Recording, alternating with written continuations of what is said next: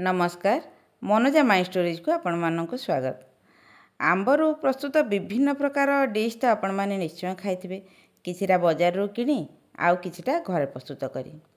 आज आसंतु आंबर सेपरी गोटे sweet dish बनेबा। मात्र 10-15 मिनिट लागिबो एटी बनेबा पई। एथि पई मु गोटे पाचिला आंब नेची। प्रथमे सेतरु रस बाहर कर दबा। छुरी सहायता रे किंबा चामच सहायता रे आंब रस को हम बाहर कर दबा। तापर चीनी देई हम ताको ग्राइंडिंग कर दबा।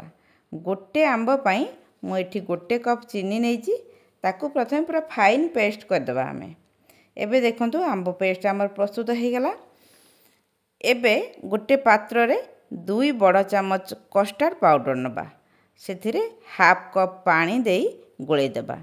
जदि आपण कस्टर्ड पाउडर पसंद करंतिनी तबे एटू स्किप करि परिबे। बिना कस्टर्ड पाउडर रे मध्ये एटा हमर बनि परिबो। तापरे आमे कोन करबा ना गोटे चामच बा 1.5 चामच कॉर्नफ्लोर नहीं ताको अल्प पानी देगी गोटे गिना रे गोळे दबा। तेनो एबे कोन करबा ना गोटे कड़ाई नबा। सेथिरे आंब पेस्ट को ढाଳି देबा। सेथिरे कस्टर्ड पाउडर रो घोळ को मिसई देबा। भलो भाबरे मिसई देबा। देखंतु पूरा मिसी जिवो, आंबर कलर पूरा चेंज हो जिवो, आहुरी सुंदर देखा जिवो आंबर कलरटा। एबे सेथिरे कॉर्नफ्लोर रो घोळ देई भलो भाबरे ताको मिसई देबा। कड़ाई को गैस रे बसाइबा पूर्वरु ठंडा अवस्था रे ही आमे ए सब को मिसई देबा। तापरे आमे कड़ाई नै गैस रे बसाइबा। एकदम लो फ्लेम रे आमे आंब रस को रांधिबा, जेमिति एटी सिझिबा सहित बहलिया जेली परी हे जिवो। आंब फुटी आसिले सेथिरे टिके लूण पके देबा। मिठार टेस्ट को बैलेंस करिया पई आमे सामान्य लूण देबा। लगातार आंब को चलेबार अछि। आंब रस अधा होई आसिले सेथिरे आमे दे देबा गोटे चामच घी। गुआ घीर बास्ना बहुत भल लागिवो एथिरे।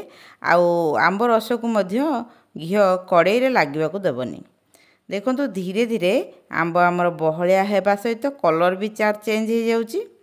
एतिकी बहलिया रखियो भलो, बेसी सुखाई देले एटा हार्ड हे जिवो। एबे देखंतु हमर जेली परी आंब प्रस्तुत हो गला। एबे ताकू गरम गरम जे कोनोसी पात्र रे हमें ढाळ दे परिबा। मु एठी गोटे स्टील रो गिन्ना नेची। सेथिरे आंब रस को प्रथम ढाळी सारिबा परे ताकू टिके चारि कोडरु हाथ रे बाडे दबा, जेमति सेथिरे किछि पवन रहिबनी। एटिकू फ्रिज रे रखिबा किछि दरकार नाही। बाहर पवन बाजिकी मात्र 10-15 मिनिट भितरे एटा ठंडा हे जिवो। तापरे हमें ताकू गिनारु काढी देबा। देखंतु अति सहज रे खूब कम समय मध्यरे एटा गिनारु काढी ही जाउची। केते सुंदर देखा जाउची देखंतु। देखिकी तो पाटरु लाड़ गड़ी आसची। एबे एटिकू आमे फ्रिज रे रखी देबा। ठंडा ठंडा फ्रिज रु काटी खाइले भल लागिवो। तेणु गिनारु काढी सारिबा परे बा बाहर कर सारला परे ताकू आमे फ्रिज रे रखी ठंडा ठंडा आमे काटी के निजे खाइबा आउ अन्य मानकु खुआइबा। आशा करे वीडियोटी आपण मानकु निश्चय भल लागिथो। वीडियोटी भल लागिथिले लाइक एंड शेयर करबा को आदौ भूलिबेनी। आउ जदि प्रथम थर चैनल टी को देखुचंती तेबे मनोजा माई स्टोरीज को सब्सक्राइब कर दियंतु।